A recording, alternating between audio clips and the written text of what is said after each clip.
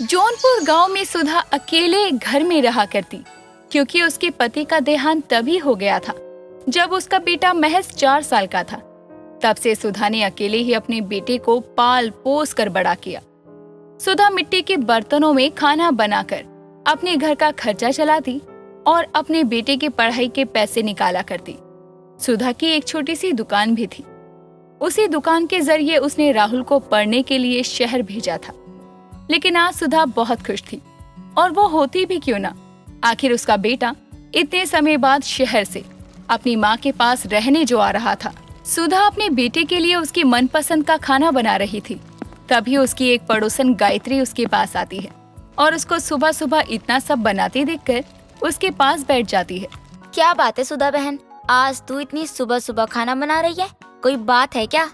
और नहीं तो का, आज हमारा राहुल आ रहा है और तुमको पता है बहन, वो हमारे पास 1-2 दिन के लिए नहीं बल्कि हमेशा के लिए आ रहा है। अरे वाह, ये तो बहुत ही अच्छी बात है। वैसे कब तक आ रहा है राहुल बिटवा? गायत्री सुधा से ये पूछ ही रही थी कि तभी वहाँ राहुल आवाज लगाते हुए आता है। मैं अभी तो आया हूँ आंटी। मेरी माँ को मेरी याद आ रही थी, तो उनका बेटा उनसे दूर कैसे रह सकता है। राहुल की आवाज सुनकर सुधा और गायत्री दोनों ही पीछे पलटते हैं, जहाँ वो देखते हैं कि राहुल अपने हाथ में बैग लिए खड़ा था। साथ ही उसके बगल में एक लड़की भी खड़ी थी, जो कि बहुत संस्कारी लग रही थी। उस लड़की ने साड़ी पहनी थी, हाथ में चूड़ा था, मांग में सिंदूर था और माथे पर बिंदी लगा रखी थी। राहुल बेटा तू आ गया, तुमको पता भी है हम तुमको कितना याद कर रहे थे। हाँ माँ, मैं जानता हूँ, तभी तो देखो मैं अपना काम छोड़कर यहाँ आपके पास रहने आ गया। राहुल और सुधा आपस में बातें कर रहे थे, तो वहीं बगल में खड़ी लड़की, जिसका नाम सोनिया था, वो अपनी सास के पैर छूती है। प्रणाम माँ जी। खुश रहो बेटा, पर तुम कौन हो? माँ, ये आपकी बहू है। दरअसल हम दोनों एक दूसरे से प्यार करते थे, तो हमने शादी कर ली। हे भगवान, राहुल बेटा तूने ई का किया। तुमको मालूम भी था कि तोहरी अम्मा को तुम्हारी शादी का कितना सपना था, पर तुमने तो उनका सपना चूर चूर कर दिया। आंटी जी, प्यार करना और उससे ही शादी करना मेरे ख्याल से गलत तो नहीं। हाय दैया, देखो तो कैसे मुंह चला रही है सुधा बहन। हम भी बहुत खुश थे तुम्हारे लिए, अब भी खुश हैं।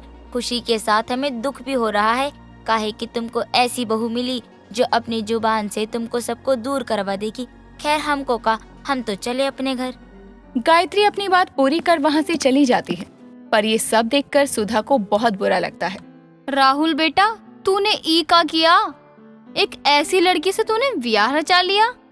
माँ, जैसा आप सोच रही हैं सोनिया वैसी नहीं है, वो बहुत अच्छी है। आप जब उसके साथ समय बिताओगी ना, तब आपको खुद समझ आ जाएगा। माँ, मैं सोनिया से बहुत प्यार करता हूँ, मैं उसके बिना नहीं रह सकता हूँ। तो अब आप और सोनिया दोनों को मेरे साथ ही रहना होगा। जितना प्यार मैं आपसे करता हूँ, उतना ही प्यार मैं सोनिया से भी करता हूँ। और हाँ माँ, सोनिया भी मुझसे बहुत प्यार करती है, तभी तो वो शहर छोड़कर यहाँ गाँव में हमेशा के लिए रहने आ गई। माँ जी, मैं आपको कभी कोई शिकायत का मौका नहीं दूंगी। आप बस मुझे अपने आंचल के साए में रख लीजिए। राहुल और सोनिया की बात सुनकर सुधा उसे अपनी बहू मानने को तैयार हो जाती है, पर वो अपनी बहू के सामने एक शर्त रख देती है। ठीक है, मैं तुम्हें अपने घर की बहू बना लूंगी, लेकिन जब तुम यहाँ के तौर तरीके सीख जाओगी तब। उससे पहले हमसे कोनो उम्मीद ना करना, समझी? फिलहाल तुम दोनों हाथ मुंह धो लो, हम अभी खाना लगा देते हैं, खाकर थोड़ा आराम कर लो तुम।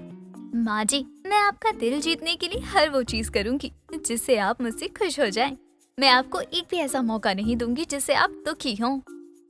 सुधा अपनी बातें पूरी कर अपने बेटे बहू के लिए खाना निकालने लगती है, तो वहीं राहुल सोनिया को हैंड पंप पर लेकर जाता है और हैंड पंप कैसे इस्तेमाल करते हैं वो उसे बताता है।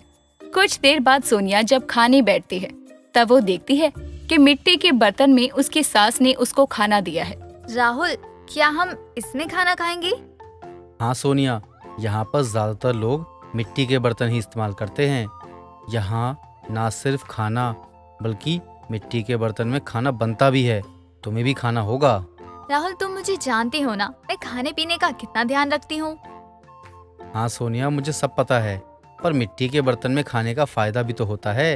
मिट्टी के बर्तन में बने खाने में आयरन, सल्फर, कैल्शियम, मैग्नीशियम जैसे बहुत सारे पोषक तत्व होते हैं। जो शरीर के लिए बहुत फायदेमंद होते हैं, जिससे इंसान कम बीमार पड़ता है। ये तो बहुत अच्छी बात है। जहाँ सोनिया और राहुल खाना खाकर बातें कर रहे थे, तभी वहाँ सुधा उनकी बातों को सुनते हुए आती है। बहू, अच्छी बात तो है, पर ध्यान रहे रात का खाना तुझे ही मिट्टी के बर्तन में बनाना है। जी माँ जी। सोनिया अब चुपचाप खाना खा लेती है। बीतते घंटों के साथ अब रात हो जाती है। रात के समय सोनिया मिट्टी के बर्तन में खाना बनाने की कोशिश करती है, पर उसको चूल्हा भी जलाना नहीं आ रहा था। हे भगवान, मुझसे तो चूल्हा भी नहीं जल रहा है। मैं खाना कैसे बनाऊंगी? क्या करूं? नेट पर देखती हूँ।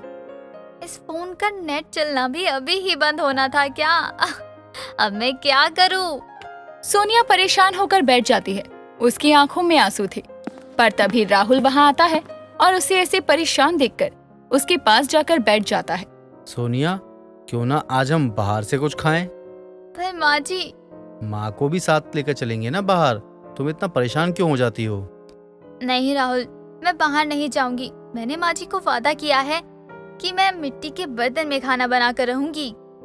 सोनिया और राहुल की ये बातें सुधा सुन लेती है, जिसके बाद वो अपनी बहू के पास आती है और अपनी बहू से बोलती है। बहू, तूने मेरे बारे में सोचा, वही बहुत बड़ी बात है। तेरी मेहनत देख मैं समझ गई हूँ कि मेरे बेटे की पसंद खराब नहीं है। चल, मैं तुझे मिट्टी के बर्तन में खाना बनाना सिखाती हूँ। अपनी सास का ऐसा नेचर देखकर सोनिया सुधा को गले से लगा लेती है और थोड़ी देर बाद वो सुधा को मिट्टी के बर्तन में खाना बनाना सिखाती है। कुछ देर बाद जब खाना बन जाता है तो सोनिया मिट्टी के बर्तन से सभी को खाना निकाल कर परोसती है। अरे वाह, आज का खाना तो बहुत अच्छा लग रहा है।